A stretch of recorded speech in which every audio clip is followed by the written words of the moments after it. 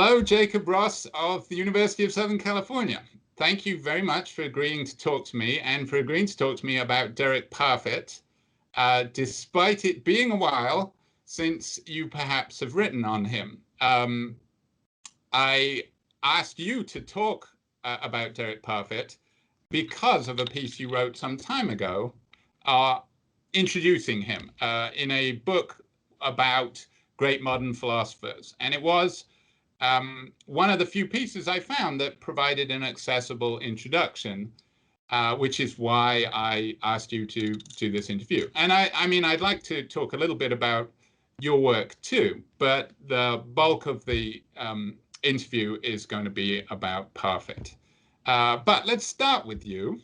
How did you first become interested in philosophy? What brought you to philosophy? Right, so I would say that I became interested in philosophy from quite a young age. By ninth grade, my first year of high school, I was already thinking I'd likely become a philosopher, and by my 10th grade, I was certain that I wanted to be a philosopher. While I was in high school, I was attending lectures at the I'm from London, Ontario, Canada. So at that time, I was already attending lectures, although I'm sure I wasn't understanding them very well, at the University of Western Ontario. I had a column in a philosophy column I went to London Central Secondary School, and I had a philosophy column in our school newspaper, which was called The Central Perspective. It was called Jacob's Ontology Corner. And you were beaten up regularly after school, I presume. Yeah, so my interest in philosophy goes way back. I came from an academic family, so for me the question growing up was simply, which branch of academia will you go into? I was interested at a young age, I was interested in theoretical physics and cosmology and so on, but I didn't understand the advanced mathematics to actually make sense of the physics.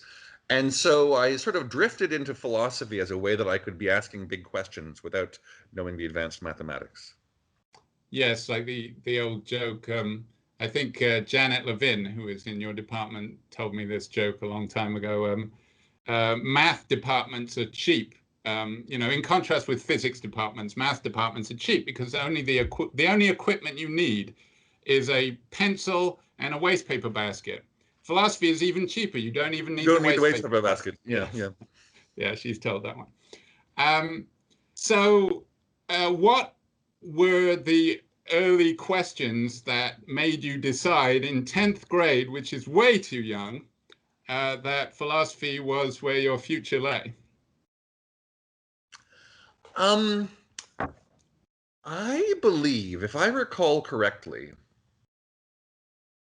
I was initially interested in metaphysical questions, like questions about free will and determinism are among the first ones that captured my imagination. I was also really interested in sort of early analytic philosophy, Wittgenstein, Russell, logical atomism. Wow. I remember being enamored by the Tractatus, and I was so You were a weird kid. I was so enamored by it that I attempted to imitate it. So I tried writing in a Tractarian style. So I filled notebooks with these numbered little sections with complex numerals beginning each entry. Yeah, I remember I was at grad school at your fair institution, and Ed McCann in the early 90s said that the Tractatus was basically designed for hyperscript, HTML, because you could just start out with 7 links and then you could click on each of the links and it would take you to each of the subsections. So you could begin it on a single page and then you would just click to expand. I'm sure somebody somewhere has set up the Tractatus like that. That would be nice, yeah. Yes, that would mean the kids would just flock to it. When did you first come across Derek Parfit then? I came across Derek Parfit, his work anyway, when I was in grad school, so at Rutgers, where I went to grad school, we had we wrote an area exam, and I chose ethics to be the area in which I wrote that area exam, expecting I'd probably write my dissertation in ethics, which I ended up doing. Larry Temkin was the advisor of my dissertation, and he was also the person who was responsible for the area exam. So he had been a student of Derek Parfit, and so he put a bunch of Parfit's work on the required readings for the area exam. And I remember at the time, I read pretty much everything that we were supposed to read for the area exam. But I just thought I didn't know anything about Derek Parfit at that time. And I just thought there was an inordinate amount by Derek Parfit on the preparation material. So I kind of put it off until last. And so the last thing I read right before the exam was what he'd recommended on Parfit. And I think at that point I realized it was a mistake for me to have put it off until the end, because it was certainly among my favorite things that I read in preparation for it.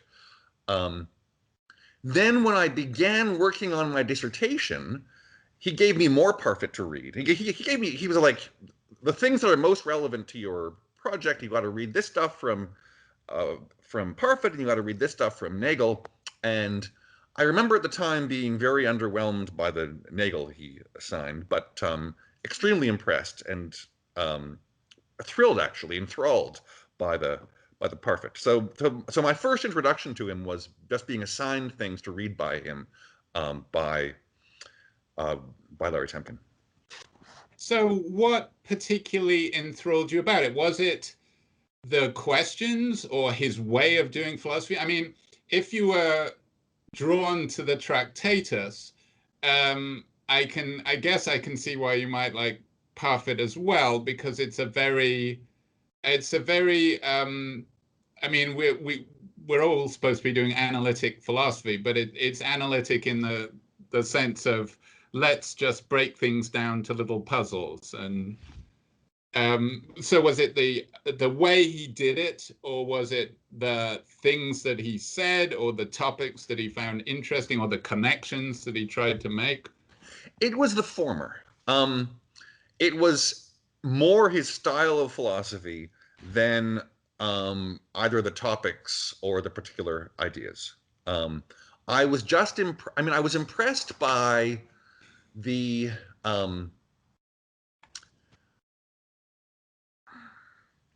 I guess by the density. I mean using density in a positive sense of argument, in the sense that, I mean, you have all these very brief sections. Each section is only a couple of pages long, and each section has like a jaw-droppingly impressive argument, right? So, I mean, it's almost the opposite. I remember one sort of caricature of philosophy is that philosophical writing consists of a series of "I will argue" followed by a series of "I have argued." Where, and I mean, very often when you're reading philosophy, the actual argument is a small part of what is little of what is written is actual argument, and when you actually isolate the argument, it's hard to understand, and it's not very impressive, and it's disappointing, etc.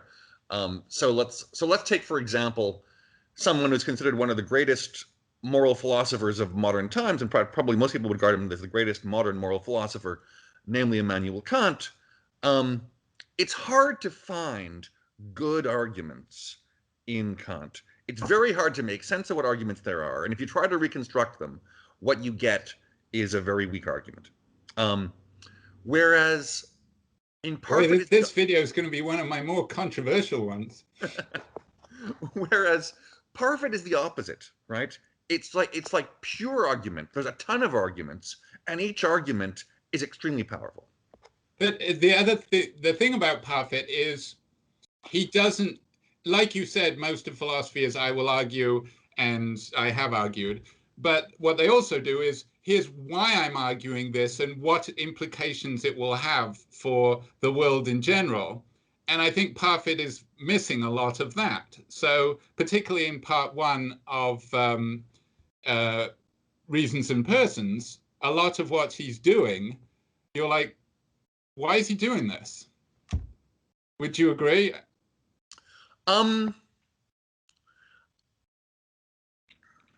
Somewhat. I don't think I would agree as much as I don't think I would fully agree with that. I think that in some cases, what he's doing is a little bit hard to understand because he's responding to other philosophers who've discussed this, but he doesn't make that clear. I think that there is a mistake that I think some philosophers make, which is they want their work to be eternal. And because they want their work to be eternal, they don't want it to be seen as simply responding to other people's work, and so they will avoid referencing that. But really, the only way to understand it is by understanding how it relates to other people's work. So I think a lot of what's going on in the early parts of Reasons and Persons is that, which I think can make it a little bit harder to follow. But I think the topics are important enough that even if you don't understand the connections with other things in literature, I still find the argument fascinating.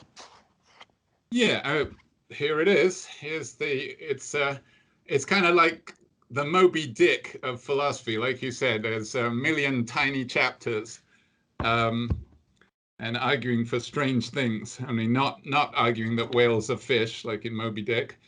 But yeah, and the other thing about it is, of course, it has the story I heard about Reasons and Persons is that, of course, Parfit was at that college in Oxford, I should know, that where you don't have to teach. So basically, All Souls College. All Souls, that's right.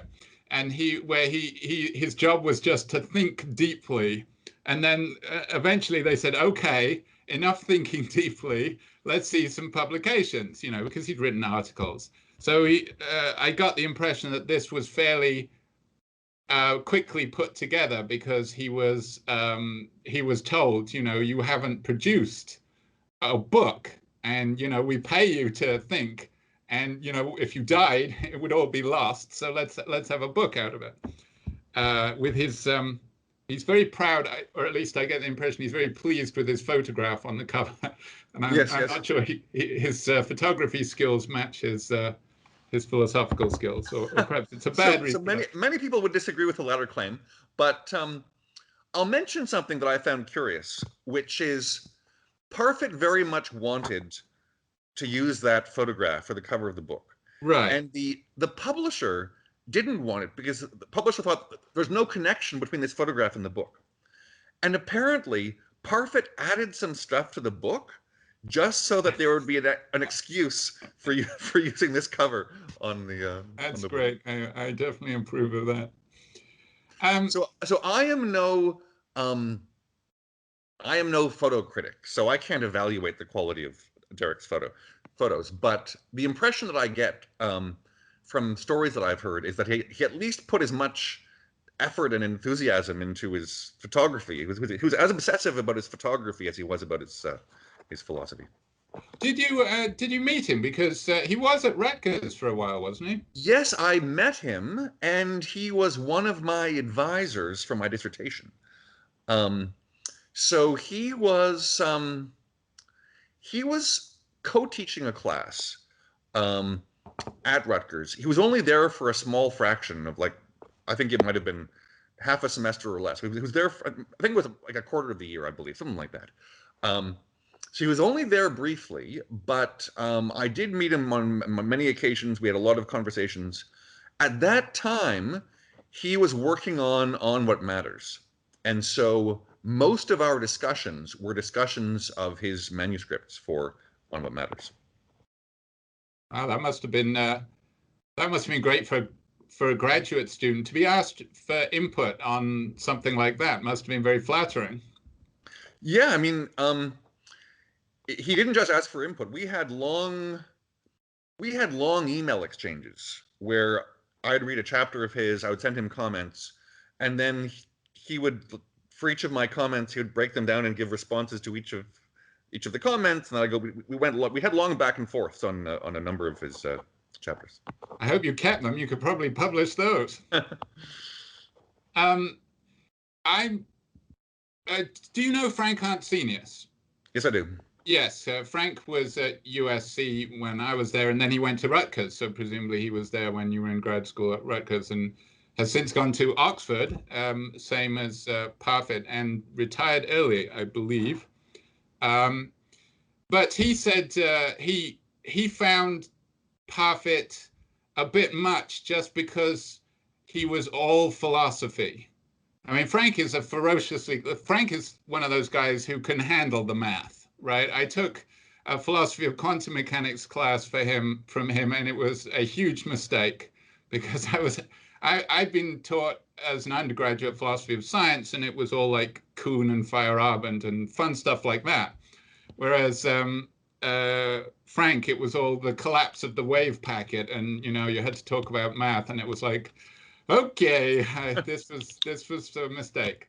But so Frank is a ferociously intelligent person, but he said he found Parfit a little bit exhausting because it was just like philosophy all the time. There was nothing. Maybe if he'd been interested in photography, that wouldn't have been true. But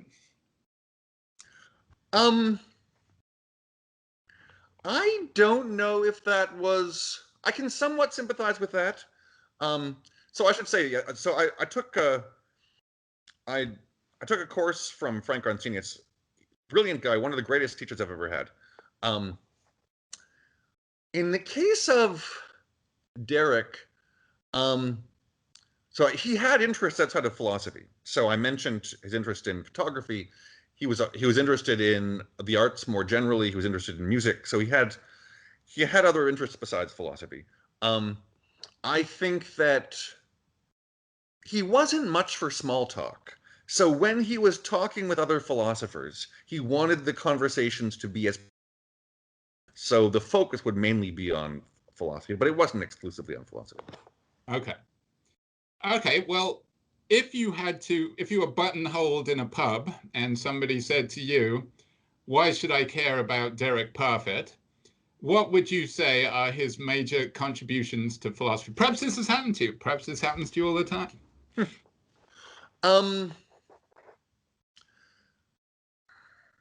So I guess I would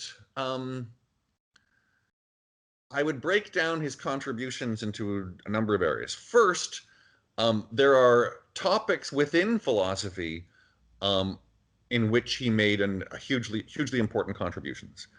And I think that population ethics and personal identity are probably the two biggest areas. All right. So I think he's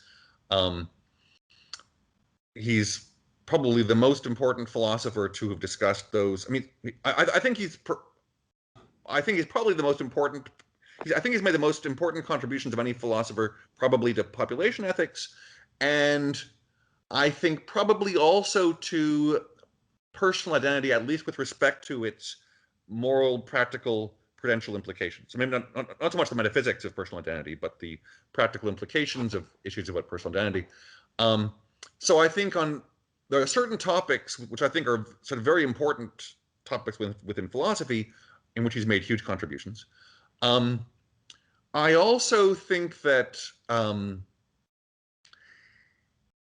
he played a very important role so even though he wasn't teaching a lot of classes being at All Souls, he was doing a lot of advising, and I think he created sort of generations of philosophers, very important philosophers, whom he benefited very much in an advisory role. So that's one of his contributions. And finally, I think that, and what I perhaps find most, as I mentioned, one of the things I find most impressive about him is his style of philosophy, his approach to philosophy, the style of his argumentation. And I feel that has had an influence far beyond just those people who were lucky enough to have him as an advisor. Yeah, I do notice it is funny as you get older, and particularly if you go through a hiring process, which we don't do as much anymore, sadly.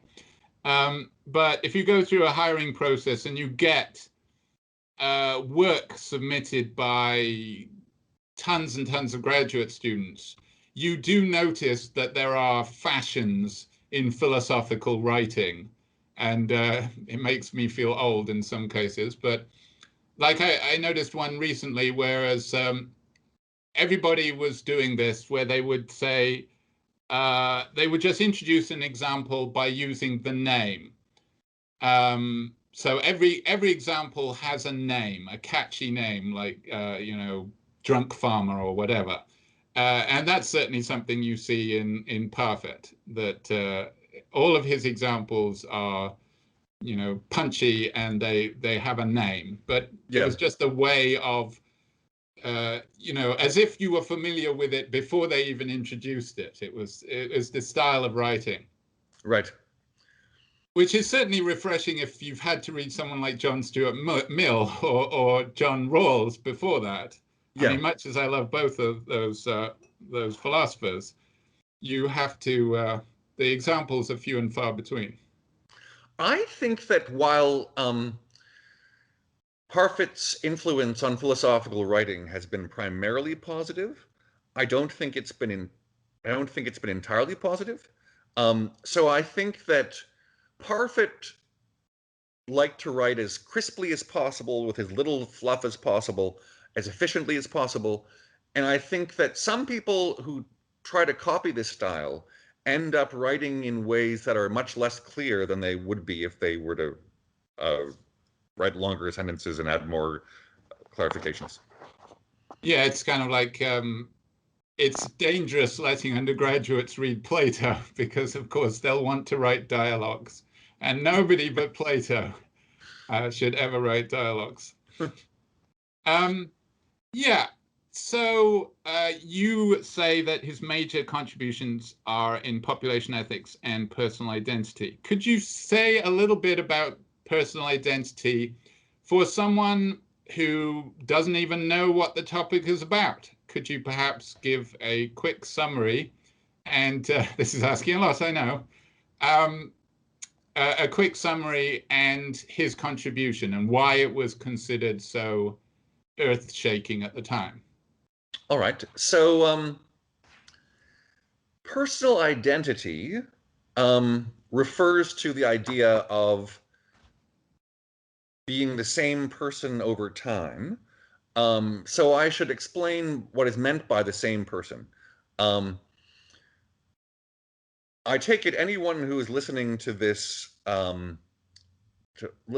interview was once a child. All right. Um, you will obviously have changed in lots and lots of ways since you were a child. You will presumably be physically larger. You will have more knowledge. Your hair may be grayer and thinner, etc. So you're not the same person as you were as a child, in the sense of being qualitatively the same. You're qualitatively very different in a whole bunch of ways, but you are the same individual. It is you who were once a child. All right. So, and you will one day be older than you are now. So over your entire lifetime, you remain one individual despite all these qualitative changes. Now, personal identity, we normally think, is very important in a number of ways. All right. So one respect in which we normally think that personal identity is important is with respect to self-interest. So one of the main themes of Parfit's Reasons and Persons is to challenge the self-interest theory of rationality and reasons for action. So Parfit holds that traditionally, for thousands of years, people thought the rational thing to do, or what we have most reason to do, is whatever will be most in our self-interest in the long run. Just to interject, I'm sorry to disturb your flow, but do you think that Parfit got to the topic of personal identity because he was interested in rationality first, or do you think he sort of had all of these strands working? Because the earliest work that I'm familiar with, of course, is he published that famous article in 1970, just personal identity, Yeah. and that's where he first made a splash. But of course, it's not what begins Reasons and Persons. You only get to that in part 3 of Reasons and Persons. So, do you have an idea of the order he came to it, or because the way you're introducing it, it looks like, rationality tells us to be self-interested, which raises the question, what is the self? If I had to make a guess, I don't know. I can't say authoritatively. If I had to make a guess, I would guess that these interests in the nature of rationality and reasons were always in the background of his interest in personal identity. I think a lot of these issues and questions emerged from his reading of Sidgwick. So he regarded Sidgwick's Methods of Ethics as most important work in ethics. And I think it was working through some of the ideas and arguments there that inspired a lot of his ideas. I think it may have been the emphasis that Sidgwick placed on self-interest. So Sidgwick famously thought that there was this conflict between morality and rationality, since morality told us to maximize the welfare of everyone, whereas rationality tells us to maximize our own self-interest. So I think it's because of, I think it's in part because of this emphasis on self-interest in Sidgwick that it became an important topic within Reasons and Persons. And I wouldn't be surprised if that was always in the background of his interest in personal identity, although I can't say for sure. Now, so according to Parfit, for thousands of years, the self-interest theory has been the standard theory of practical reasons or rationality. I'm not sure if that's true today. I think most philosophers today don't think that that all of our reasons for action come from self-interest, or that what's rational for us to do is whatever maximizes our own self-interest. But most people think that self-interest is at least one source of reasons for action. So we have at least some reason to promote how well our life goes in the future. Insofar as that's true, personal identity becomes relevant. So there is a whole literature on personal identity, people coming up with different accounts of when we're the same person over time, and these accounts will have different kinds of implications. So one theory of personal identity, for example, would be physical. On one theory, what it is to be the same person over time is for there to be something like the continuity of the body, or perhaps the continuity of the most central part of the body, namely the brain. All right, that's one view. Another view says that what matters is psychological continuity. What matters is a continuous sequence of mental states that stand in the right kinds of causal relation to one another, regardless of whether there's a continuously existing physical substrate, such as a human body or a human brain. And these alternative theories will have different implications in, for example, a teletransportation case. All right, so take a case like, some people might be familiar with this from Star Trek. You're on board the Starship Enterprise. There's a device that is going to scan your body, figure out where every particle in your body is. Then it's going to annihilate every particle on the platform on the Starship Enterprise, and it's going to create an exact duplicate on the planet's surface, molecule for molecule identical, that's going to have all the same memories, all the same beliefs, desires, intentions, etc., and is going to carry on like nothing had happened. All right, so that would be a case of a teletransportation as this exists in the philosophical literature. I'll mention that's not how it works on Star Trek. In Star Trek, the actual particles move, but forget that. Let's imagine. Is that right? Is that canon? I didn't know that. I believe so. But let's imagine the particles are all annihilated, and an exact duplicate is created on the planet's surface, now you would have a case of philosophical teletransportation. All right. So on some theories of personal identity, in that kind of case, you will continue to exist and you will exist on the planet's surface. That would be true on something like a psychological continuity theory of personal identity. Whereas on a physical continuity theory of personal identity, perhaps you would not continue to exist because your body and brain has been destroyed, and the body and brain on the planet is a new body and brain. So, right, it would just be a replica who is under the mistaken impression that it's you, because it's exactly a replica right. that has been implanted with the memories of you. So, like, of course, in Blade Runner, there's the character of Rachel, who thinks that she has grown up from a child, but in fact she's a replicant and she's been given the memories of somebody who died. That's what the new you on the Kirk on the planet's surface would be an entirely new one, and actually Captain Kirk has been destroyed. Exactly right. So that's the body theory. Yeah. The individual on the planet's surface would think, 5 minutes ago I was on board the Starship Enterprise, but that would be a false belief, since as a matter of fact someone else was on the Starship Enterprise 5 minutes ago. All right, good. So let's suppose you are on board the Starship Enterprise and Klingons are chasing after you, all right? And you're in danger of being shot by the Klingons. And you have the choice. Do you stay and do you fight the Klingons, or do you enter the teletransporter, where this will happen, and an exact duplicate of you, or perhaps you, will emerge from the planet's surface? If you think that self-interest matters, then you would think, in order for me to make this decision, I need to know what is the correct theory of personal identity.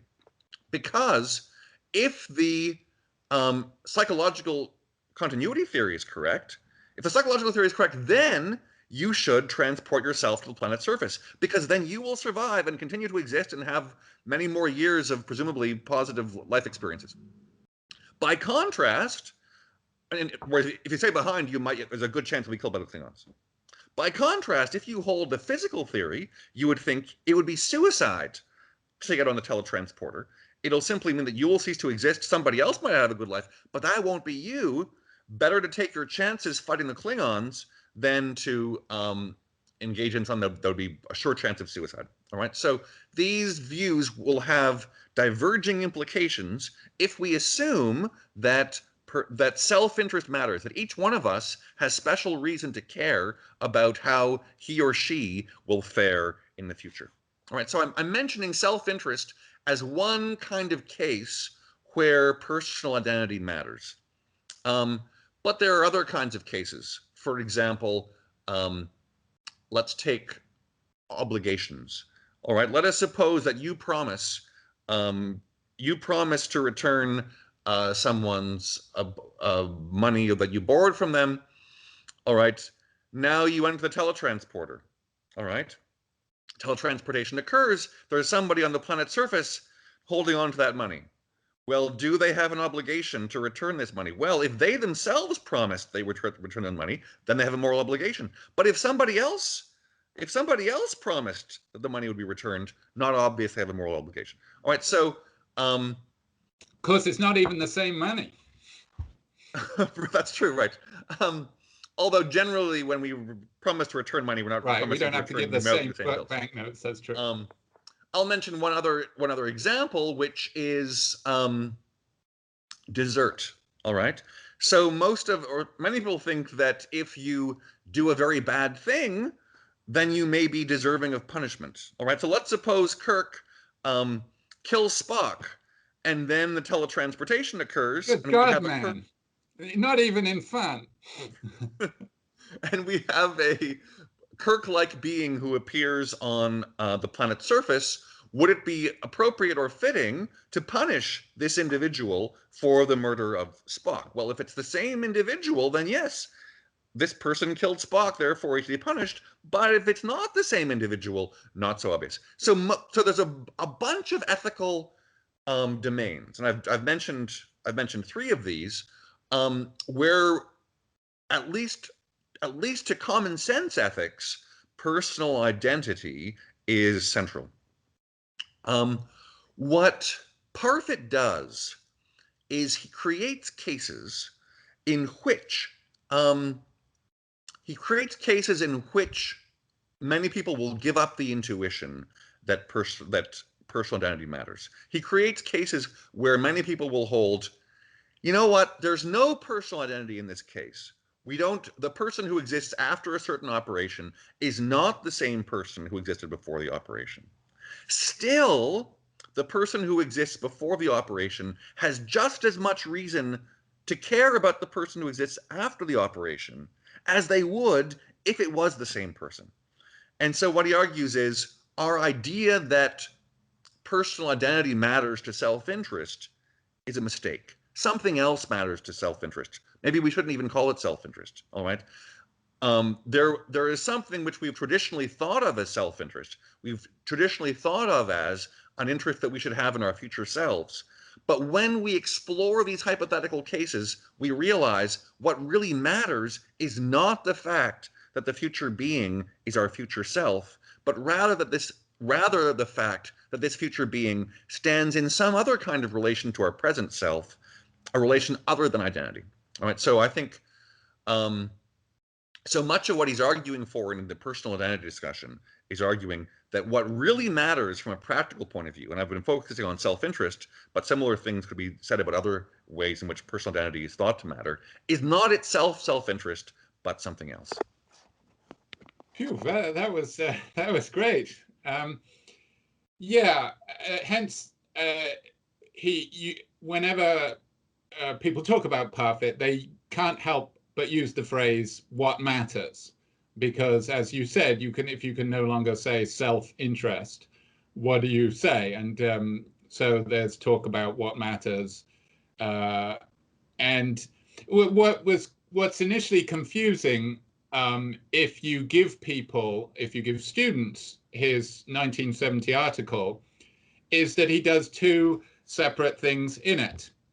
On the first one, he defends a Lockean view of personal identity, which is the psychological continuity one, against famous criticisms of Lockean contemporaries or people who came shortly after him.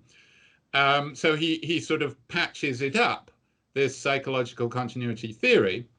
But then the more important and more radical thing he does is he then says, but we shouldn't care about personal identity anyway. So it looks like on one stage he's being a Lockean, but then he pulls the rug out from under you and says, but you shouldn't care anyway. So some of the things that he talks about, I think, are particularly I don't know, mind-blowing to even casual readers, even philosophy undergraduates who are not happy that they have to take a philosophy class. For example, where he talks about split brains. Would you like to say something about that? Is that fresh in your mind, or would that be putting you on the spot? Yeah, that's fun. So I think it's true that I mean, the teletransportation cases I've discussed are obviously science fiction cases. We don't have that technology. We may never have that technology. The split brains cases. So he discusses what are called fission cases. So a case where someone has their the two hemispheres of their brains divided in two, one half put into one person's body, the other half put into someone else's body. So these kinds of science fiction scenario play a big role in many of his arguments, at least concerning personal identity. Obviously, some students, that's certainly many non-philosophers, are turned off by this appeal to kind of science fiction scenarios or unrealistic scenarios. I think that there are a couple of ways of fleshing out this concern. One way of fleshing out this concern would be to say something like, these cases are so remote or so fantastical or etc. that we don't know what to say about them. We've got no idea what to say about them.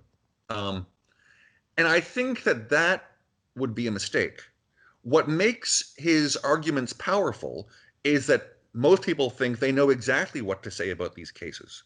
All right. So if he was to come up with hypothetical possibilities where we had no intuitions about these cases, then they would obviously be weak arguments. But he comes up with hypothetical cases where we have extremely clear intuitions about them, where almost everybody will agree on what judgment we should make about these cases. Yeah, and I think there's a big difference though between the teleporting examples, which are pure science fiction, and as you said, there's dispute as to whether or not this is even in theory possible.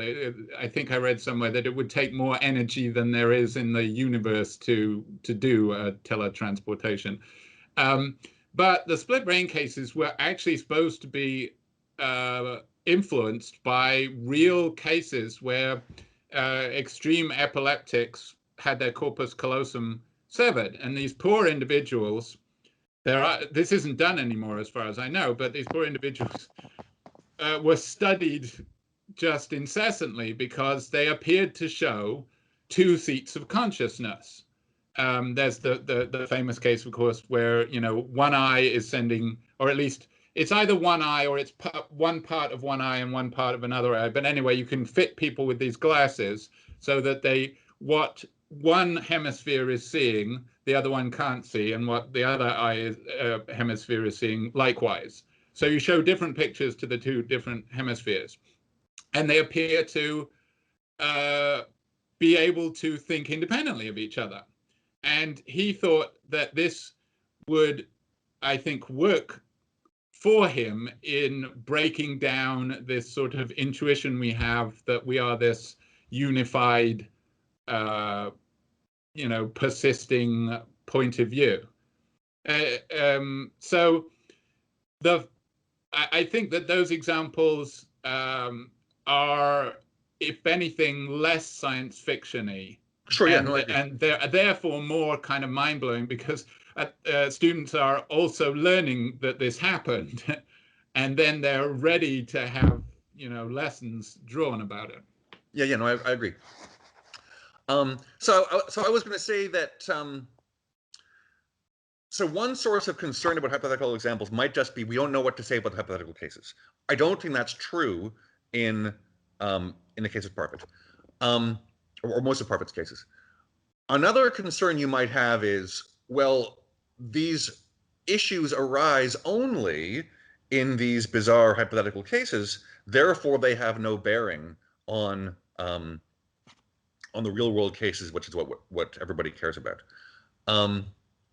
So I would resist that objection in a couple of ways.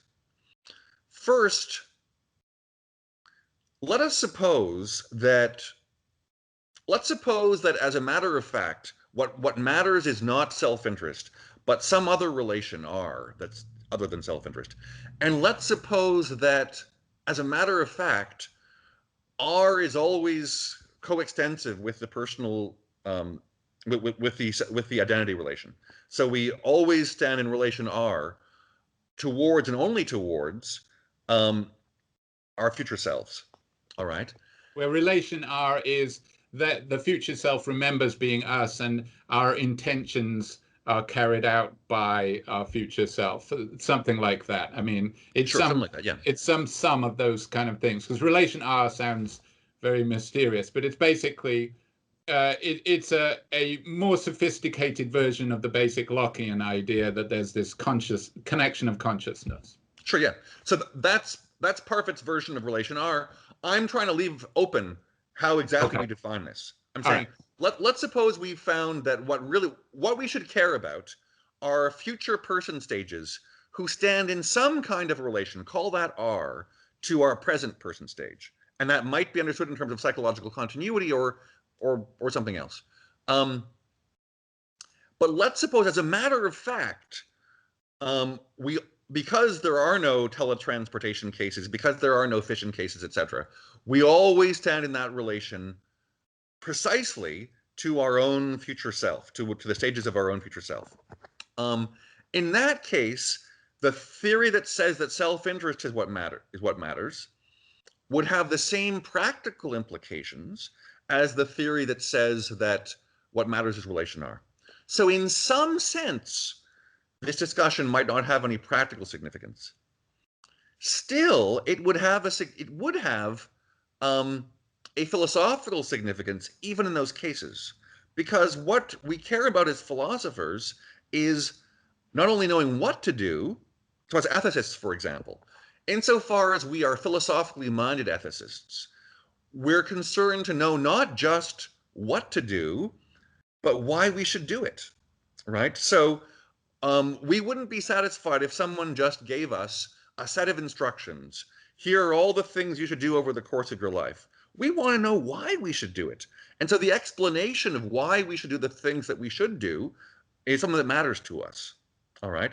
So if the reason we should be promoting the welfare of certain future stages is not the fact that these future stages are ours, but rather the fact that these are future stages in which we stand in a certain kind of relation, that's a different explanation for why we should care about these future person stages and why we should behave in ways that affect their interests.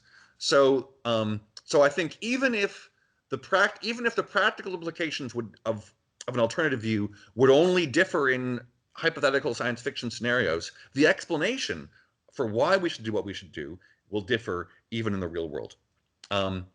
I'll mention one other thing, which is by arguing against a certain theory. So Parfit will take a hypothetical scenario, like a teletransportation case or like a fission case, to give an argument against a particular theory, let's say the self-interest theory. Once we begin to see that the self-interest theory may not be as obvious as we thought it was, let's say, once we begin to question the idea that we have a general reason to care about our future selves, because they're our future selves, then this may open the way, or at least open our minds to other alternatives which we might have initially excluded because we thought that they were incompatible, with what we thought was self-evidently true, all right? But now we no longer think this theory is self-evidently true. Now we have a more open-minded idea, a more open-minded attitude towards alternatives, and these alternatives might actually have practical implications in the real world. So I'll give you an example. Once we think it's no longer self-evident that the rational thing to do is always to maximize our total welfare over the course of our lives, and once we think, hey, you know what might matter is things like psychological continuity, then it allows for us to think, well, wait a minute, we have different degrees of psychological continuity to different future person stages.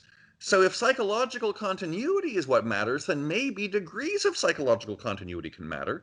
And so maybe we could have more reason, for example, to care about our near future than about our far future if we are more psychologically connected to our near future than to our far future. All right, so it's well known that as a matter of fact, people care more about their near future than about their far future. All right, so somebody will take one cookie now rather than 2 cookies 10 years from now. So there's various possible explanations for this. One view is that's irrational. And so the traditional view was, yeah, we do this, that's a failing of ours. We should give equal weight to all of our future, all parts of our lives, but insofar as we're weak-willed or irrational, we may care more about the near future. A second explanation would be, well, that might be rational, but it's because of epistemic facts. Because we can never predict the far future, it's epistemically rational, perhaps in some sense, for us to ignore it or discount it or some such thing. But a third possibility is, it could be rational, even in cases where there is no such uncertainty concerning the further future. Even in a case where we know that we're in a position to choose between 1 cookie in the near future or 2 cookies 10 years from now, Even in such cases, we might have most reason to take the 2 cookies, so the 1 cookie in the nearer future, because what matters is something like psychological continuity, and we're going to stand in that relation more to our nearer future selves than to our distant future selves. So I guess these would be my 3 kinds of response to that's just science fiction, that could never happen in real life. The fact that it's science fiction doesn't, or the fact that it may be scientifically impossible or even metaphysically impossible, doesn't mean we don't have clear intuitions about that case. And if we have clear intuitions about that case and we want to hold on to these intuitions about that case, and if our preceding theories imply something that contradicts those intuitions, then we got to change our preceding theories. First point. Second point, changing our preceding theories will affect our self-understanding, even if it has no practical implications. And third point, by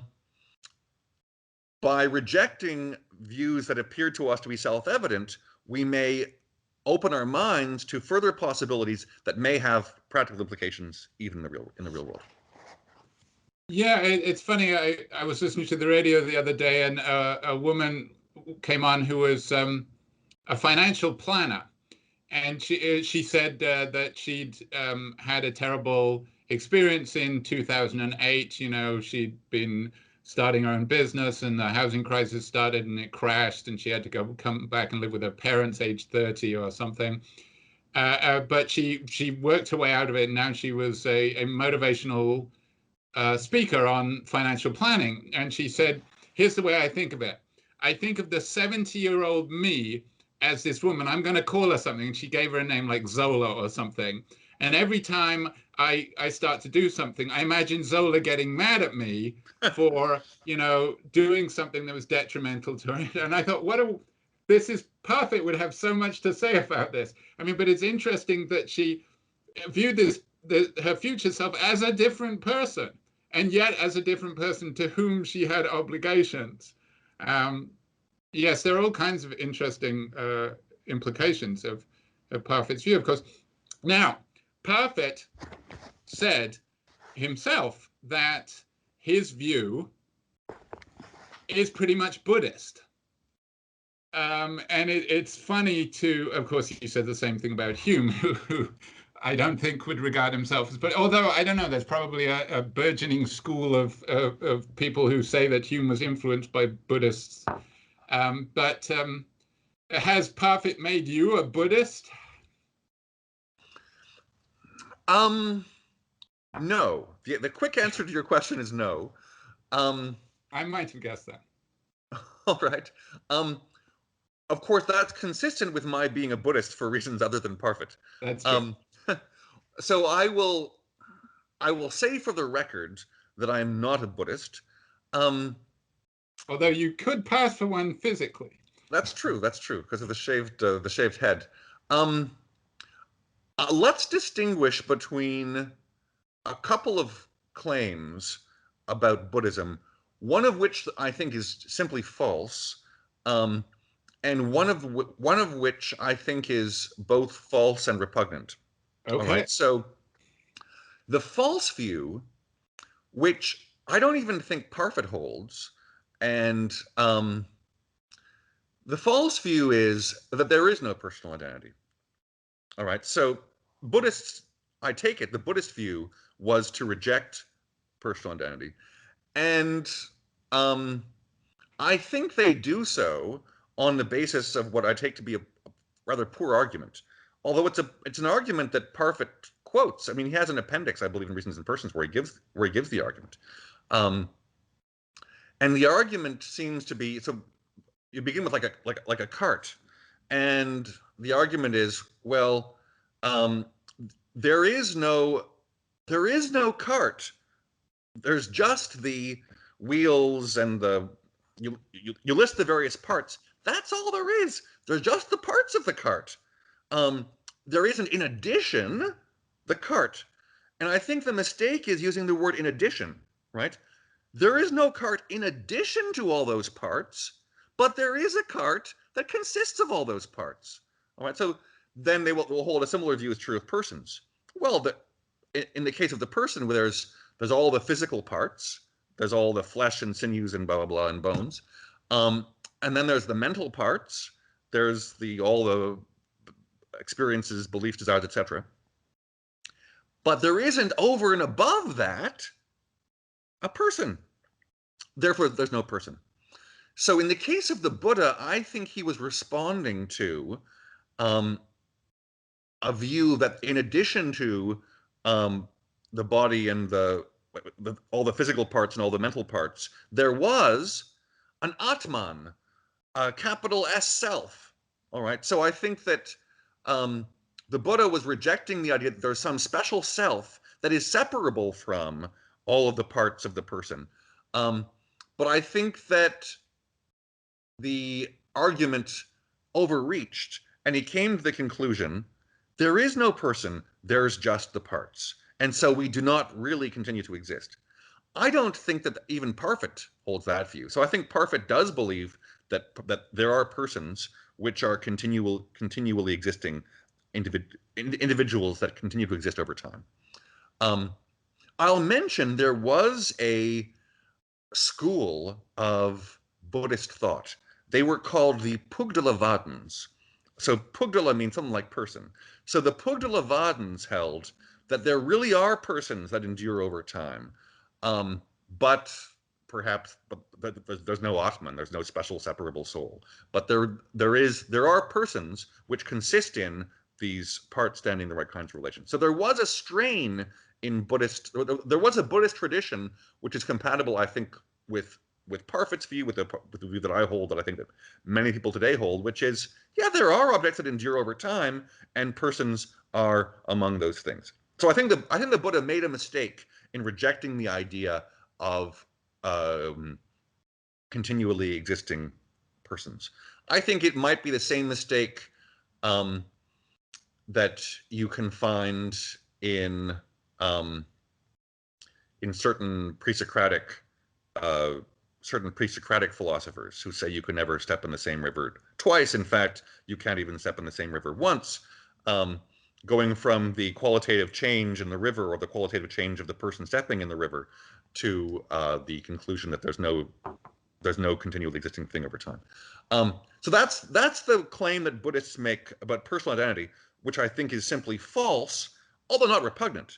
In fact, it might even be a positive view. It might be that not believing. So Parfit suggested that the conclusions that he had reached about personal identity and self-interest, they were liberating.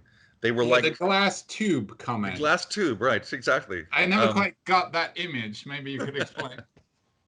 So, I mean, I take it the idea is he used to think that all that he should care about is his own future self, but now he realizes that this obsessive concern with one's own future self was misguided, that what matters about his own future self is certain kinds of relations, of certain kinds of causal relations which he can stand to them. But hey, you can stand in certain important kinds of causal relations to other people as well. And so it sort of broadened his perspective. I take it something similar might be true for the Buddhist, right? So compassion is one of the highest virtues in Buddhism. The idea that we should be alleviating the suffering of others. I wouldn't be surprised if ceasing to believe in personal identity might make people more compassionate. If you think there's no special relation in which I stand to my future self, you might come to have, this might diminish the difference between the attitude you have towards your own future self and the attitude you have towards other people's future selves. I mean, one implication of not caring about your future self might be just complete apathy and nihilism, not caring about anything. That would be presumably an unfortunate result. But an alternative possible result is caring more about others, becoming more compassionate, etc. So I think that the Buddhist view that the self doesn't exist, there's no such thing as enduring persons, while it's a false view, it may well be a positive view. My main reason for rejecting Buddhism is not this false view about personal identity, but rather with the first of the Four Noble Truths. So the first of the Four Noble Truths is everything is suffering. let's see, everything is suffering. The second noble truth is craving is the cause of suffering. The third noble truth is there is a way to the cessation of suffering, and the final noble truth is the Eightfold Path is the way to the cessation of suffering. I think the mistake they make is the very first one. Everything is suffering, all right? Because if you held that, you would have to hold the following. If there were a button that you could press that would lead to the annihilation of the universe, then, and if it would be successful, then you should press the button. Now, I have pressed Buddhists with this. I was like, let's suppose there was a button. If you press this button, the entire universe and everyone in it will be annihilated. Should you press the button? And they will say, oh no, you shouldn't, because if you press the button, this would simply lead to, it wouldn't work, and you'd be reincarnated and blah blah blah. Which of course is they reject the premise. They reject the premise. The problem I always had is, if you're going to say that we're trapped on the cycle of being and being reincarnated, don't you have to believe in a soul theory of personal identity or something like that? I mean, because otherwise, what is it that's persisting? They have a causal theory of reincarnation. So it's just like billiard balls. This cockroach was caused to come into being by me dying. So the idea is that you don't continue to even in your ordinary life, there's no person that continues to exist. There's simply causal relations between different temporal slices. Okay. And in a case of reincarnation, there's a similarity between the causal relations. Take the last slice of what we would ordinarily call your life. Right. This can stand in a similar causal relation to what we would ordinarily call the first slice of the next life, as the various slices within your life stand to one another. So it's not really you who will exist in the next life, but it's as much you as what we would ordinarily call your future self is you. But if you're not going to believe in persisting, because presumably one response a Buddhist could make, or one response somebody could make who believed that existence was suffering, that you still shouldn't press the button, is because there's some intrinsic value to existing, even if it's suffering. Like, it's better to exist, just to exist, and to suffer is better than not to exist at all. What is that? I mean, that would not be a hedonist, acceptable to any hedonist, but presumably you could say something like that. Okay, so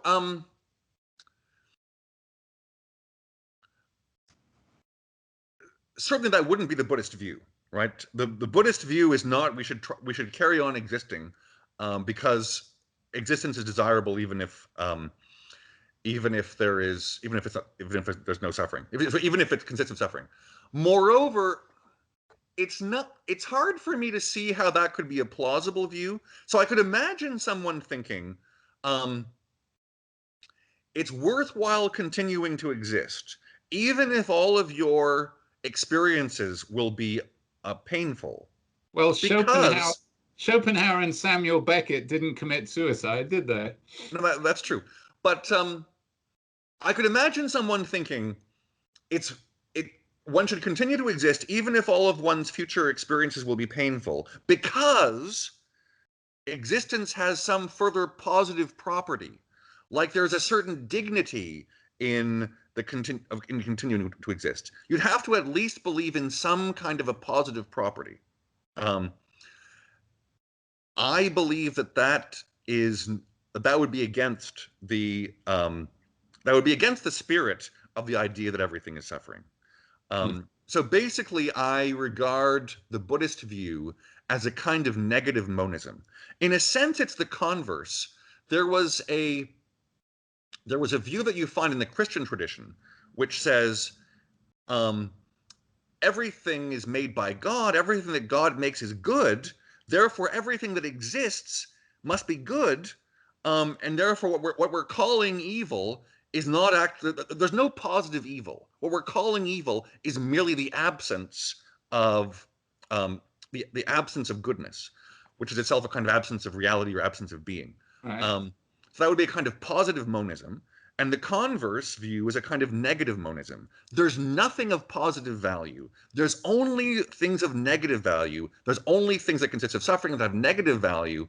And that what we call, even things like happiness and pleasure do not have intrinsic value. They are simply reductions in this negative thing of suffering. So I believe that the Buddhists, or perhaps contemporaries of the Buddhists, had an analogy of someone whose skin was all covered in welts. And if they were to immerse themselves in a bath, they might get a temporary relief from the pain. They said all pleasure is like that. It's just a temporary relief from the suffering, reduction in the suffering of the suffering that's essential to existence. That reminds me of, I grew up in the UK, as you might still tell from my accent, although my parents think I sound American. And TV in the 70s in the UK was god awful. There were like 3 channels, and it was particularly bad on Saturdays, where they would show really bad comedy shows. But I remember watching these. I think my parents were out having fun, and it was a sketch show, and it had like 2, as they were called then, tramps, who were, unhoused people who had been walking all day, and they were finally settling down for the evening.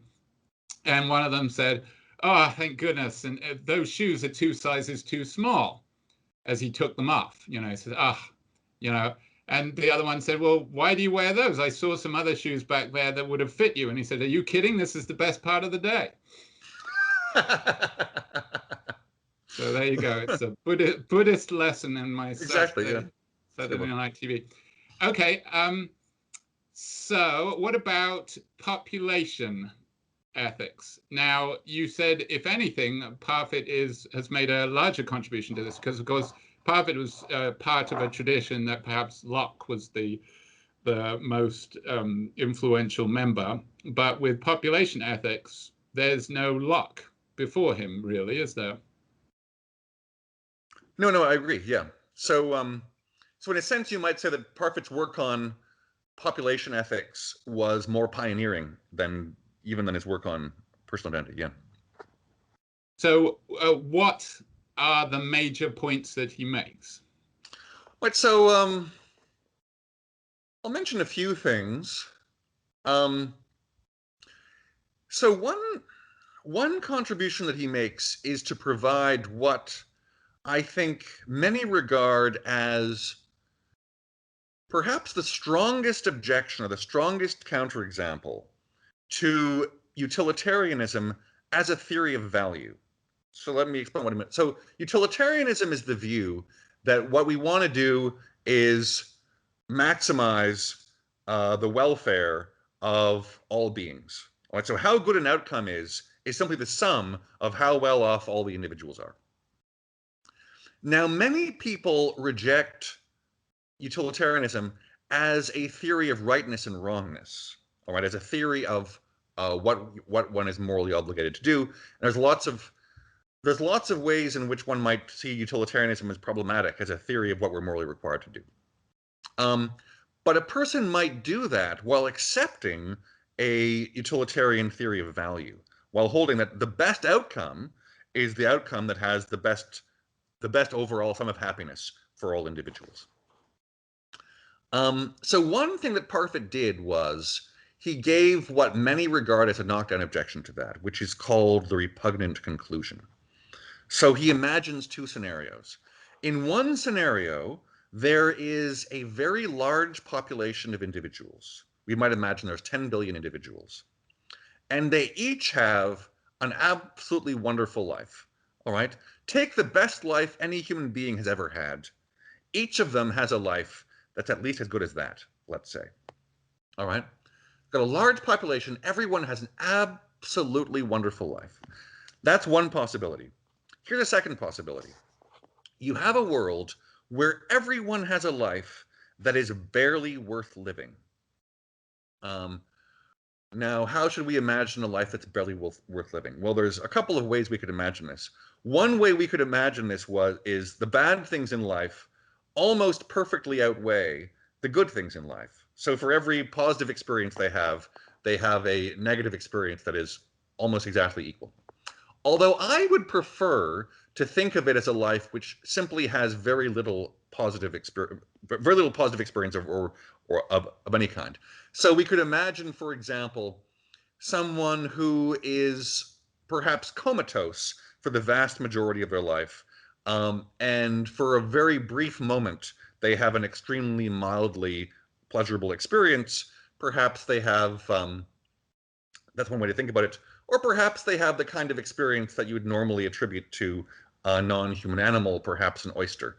All right, so anyway, there's various ways of imagining lives that are barely worth living.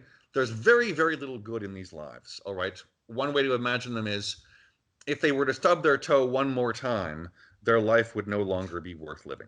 All right, Been so there. so we imagine a world where everyone's life is barely worth living. If it was even slightly worse, they'd have no reason to be glad that they lived at all. So the amount of positive, so whereas the first individuals, if we were to assign a number to how good their lives were, we might say each one of them has a welfare level of, let's say, 1,000 or 1,000,000 or some such thing. In the second case, if we were to assign a number to how much value was in one of these lives, it would be a tiny number, just slightly above 0, 0.0001. But now we make the population large enough, all right? So rather than having 10 billion people as there were in the first scenario, now we have a Google of people, or a Googleplex of people, or 100 to 100 people, 100 to the power of 100 people, whatever it might be, some enormous number of individuals.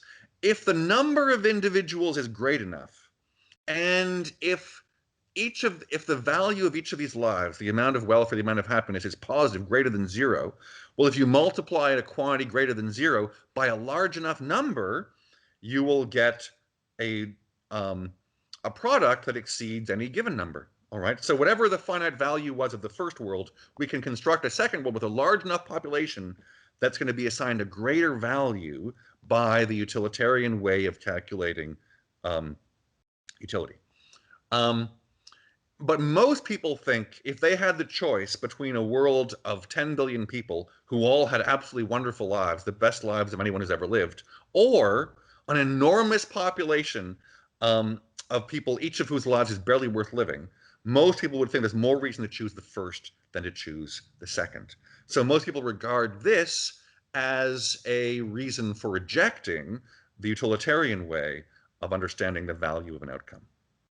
So one thing that Parfit does is he gives this wonderful thing, the repugnant conclusion, which is, at least many people regard it as a devastating objection to perhaps the simplest and most straightforward, and before then, a widely accepted view of how you calculate how good an outcome is overall involving an entire population of people. But he doesn't stop there.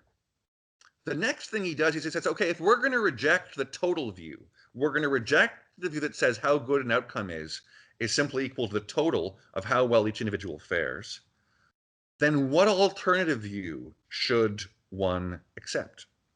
And he considers a bunch of alternatives. I won't go through all the alternatives he considers, but I'll just mention one. So the most obvious alternative, and this is, I know from experience, when you talk to people about this and you give them the repugnant conclusion, the alternative that most people propose is the average view. The average view says, okay, what we want to maximize is not the total welfare of all individuals, but rather the average welfare of all individuals. And the reason the first scenario, where you have 10 billion people who all have wonderful lives, is better than the second scenario, where you have an enormous number of people who all have lives worth living. The reason the first scenario is better is that the average level of welfare is better in the first scenario. And Parfit shows that this view, like the total view, likewise has unacceptable implications. In fact, it has implications that are even worse. So here would be an example of a problematic implication of the average view. Let us suppose you have a world where, let's suppose you have Dante's 10 levels of hell, all right? And let us suppose that each level of hell has greater and greater levels of torture. All right. So if you're in the first level of hell, you have mild torture, and if you're in the second level of hell, you have slightly worse torture. And by the time you're in the 9th level of hell, you have absolutely excruciating torture. But the 8th is almost as bad. The 8th is also absolutely excruciating torture, just not quite as excruciating as the 9th level of hell. All right. So let's suppose you had a world where everyone was in the 9th level of hell. Not through any fault of their own. Let's imagine they're morally wonderful, totally innocent people, but they've somehow Satan has captured all their souls and put them all into the 9th level of hell. This is not painting God in a good light. So somebody approaches Satan and says, this is very unfair. All these poor individuals that are completely innocent, who are all being tortured in this 9th level of hell. There's got to be something you can do, but there's got to be some way you could improve the situation. Would you consider perhaps releasing them from the 9th level of hell and allowing them to go somewhere that isn't so bad? And Satan says, no, I will not do that. But I will offer you an alternative. Add someone to the 8th level. I will create some more individuals, and I'll put them in the 8th level of hell, and they will all experience nothing but extraordinary torture for the entirety of their lives. That help?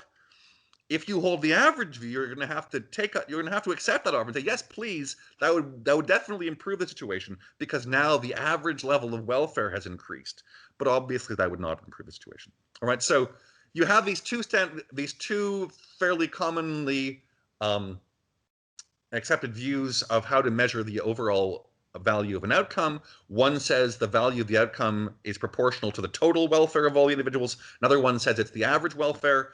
He gives very strong objections to each of these. Then he considers pretty much every other view that anyone might propose in light of the failures of these two. And for every one of these, he gives a very powerful objection. So he he doesn't formally present this as an impossibility proof, but it's basically, it was at least the beginnings of an impossibility proof. What he showed was basically, there's no theory of population ethics. There's no theory of how to evaluate the overall value of an outcome involving various individuals at various welfare levels that doesn't have extremely counterintuitive implications in certain scenarios. So, but what he proves is we've got to bite a very big bullet, no matter what view that what view we adopt. Yeah, I've often had this theory of philosophy that that the great philosophers, or at least the enduring contributions to philosophy, are negative.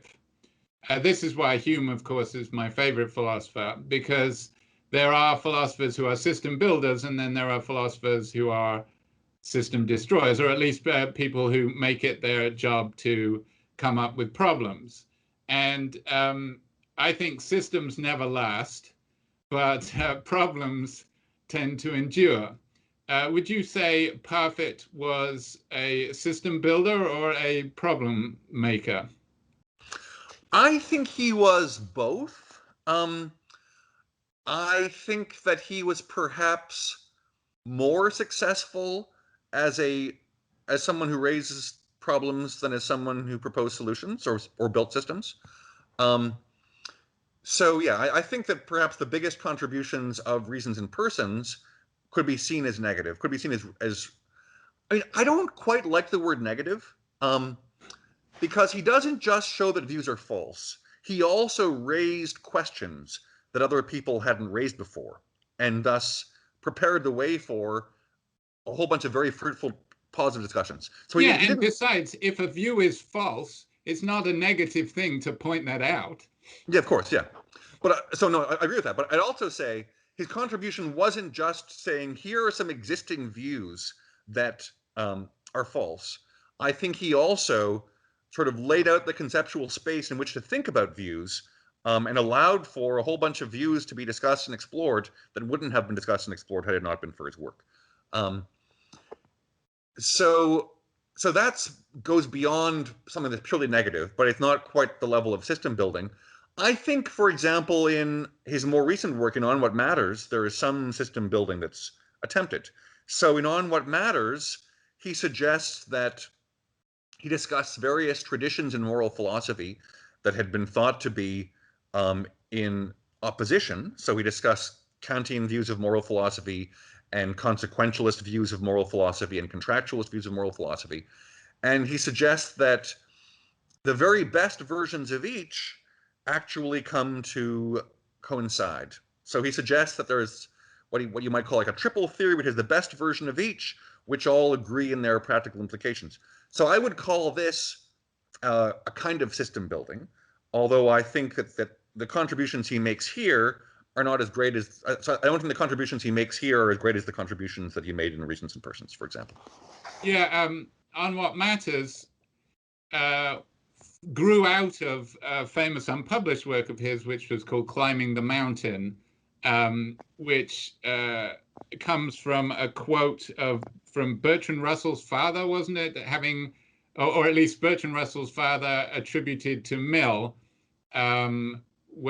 because he'd been speaking with Mill, and Mill said you should never be discouraged when people disagree with you, because everybody shares this idea that morality is important.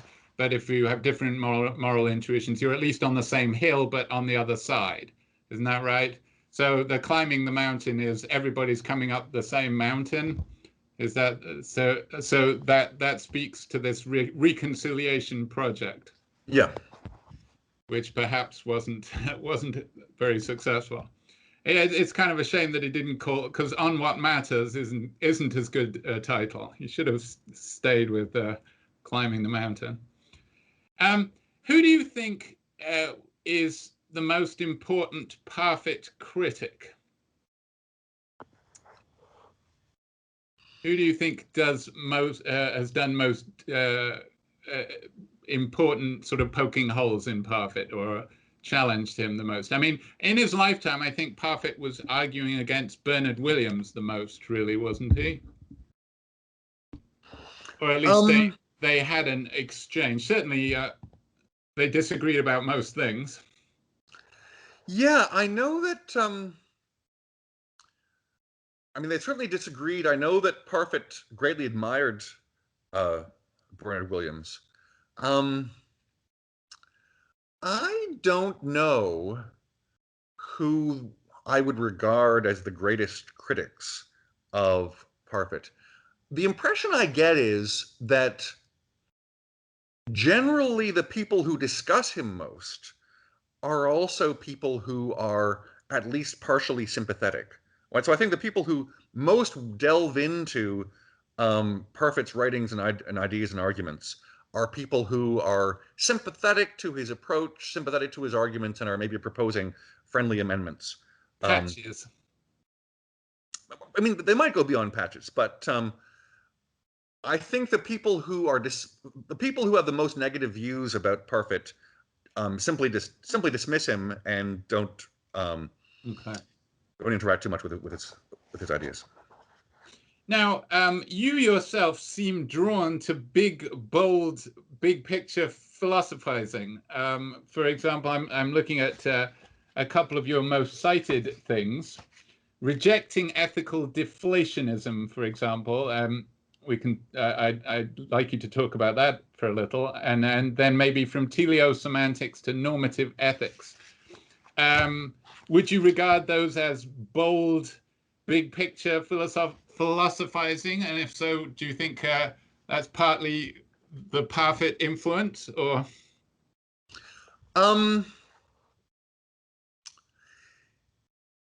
In the case of the first one, rejecting ethical deflationism. Ethics, so that was my first paper. I wrote that when I was in grad school. And that came out of my work on my dissertation, where Parfit was my advisor. So there's an influence there, definitely. And I suspect that the kinds of I suspect the ideas that I proposed. I mean, actually, I don't suspect. I know that Parfit was fairly sympathetic to the views that I presented in that paper. In the case of the second paper you mentioned, from telesemantics to normative ethics, I think that he would be less sympathetic. He would regard me as a great disappointment as a former student of his for having written this. The reason is that the latter paper is arguing for a kind of naturalism. All right, so from telesemantics to normative ethics, I'm suggesting that we can understand wrongness in terms of what makes certain attitudes fitting. So the idea is we can understand wrongness in terms of fitting disapproval. The wrong actions are precisely the actions that it's fitting to disapprove of, at least with first approximation. I then argue we can understand the fittingness of attitudes in terms of the representational content of these attitudes. So the idea is attitudes represent their objects as being a certain way. So for example, fear, when we're afraid of something, our fear for the object may represent it as being dangerous. And so fear will therefore be fitting if and only if the object is dangerous. And then my third claim is we can use telesemantics to understand the representational content of certain attitudes. So telesemantics is an attempt to understand the meaning or content of mental states in terms of their biological functions, which in turn are understood in evolutionary terms. So the idea is if you have an evolutionary story of the function of certain kinds of attitudes, let us take the example of fear, the evolutionary story can help you to understand what the representational content is of fear. In this case, it may imply fear represents its object as dangerous, and that will give you the fittingness conditions. That'll tell you when it's fitting to fear something. I say something similar is true of disapproval. If we have a good evolutionary story of the evolutionary function of disapproval, this can tell us given the proper telesemantic theory of content, it can tell us what the representational content is of disapproving of something. This in turn will tell us when it's fitting for us to disapprove of something. And this in turn will tell us what is wrong. So the idea is that we can ground normativity, and in particular, we can ground moral wrongness in something purely naturalistic, namely the evolutionary story behind moral disapproval. Now, Parfit was very much an anti-naturalist, so I do not suspect. So it would be fitting for him to disapprove of this. I don't know if it would be fitting for him to disapprove, but he definitely would disapprove. What made him an anti-naturalist, and why do you buck the trend?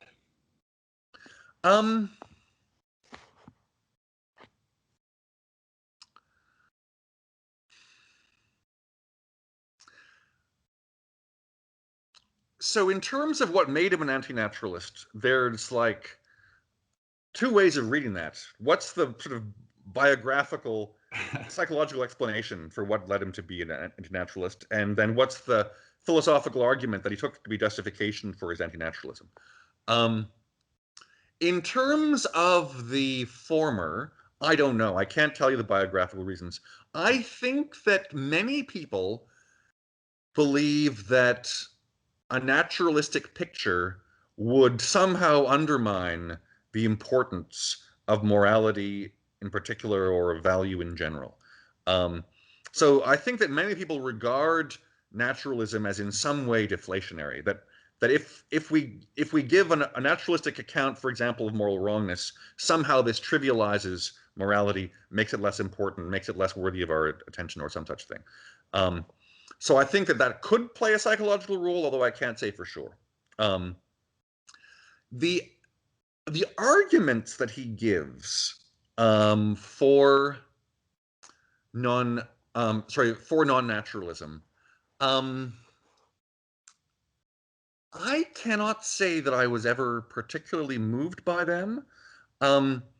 They consist, I mean, my recollection was he will he will quote various non-naturalists. So he'll quote various naturalists and then say, this person simply misunderstands the fundamental nature of normativity, fails to have truly normative concepts, or some such thing. I don't recall any particularly strong arguments against naturalism in his work, but I may not have studied them as closely as I should have. But you feel confident in straying from the true path, then? I don't feel confident in straying from the true path, although I do feel confident in straying from his path. Okay. I might feel confident de re in straying from the true path, but not de dicta. Okay, I see. So, looking at a world post-Parfit, when I was in graduate school, I didn't really know what I wanted to do, and I sort of fell into political philosophy because I thought I wanted to be interested in politics. I discovered that I'm not really interested in politics. But I wrote my dissertation on the social contract theories, and as my advisor was Sharon Lloyd, your colleague, who was a student of Rawls. Of course, Rawls had to be in there, and you know, the lectures we took from Sharon were about Rawls. And at the time, Political Liberalism was just published, as we just as with Parfit, there was this sort of Samizdat publication of Climbing the Mountain circulating with Parfit. There was this thing called T2 that was circling amongst Rawls's students that never really, I guess it got changed into a briefer restatement or something. But so that's what we were studying.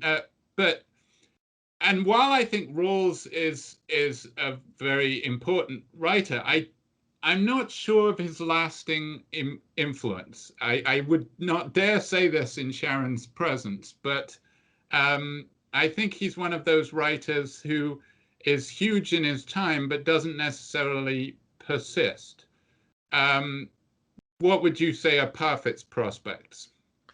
Okay, so I think that I don't agree with the assessment of Rawls. Okay. So I think that Rawls had an enormous contribution, largely in sort of setting out the conceptual framework in which people thought about political philosophy. And I think that has endured, so that lots of people up until and including now still frame a lot of discussions within political philosophy in sort of Rawlsian terms.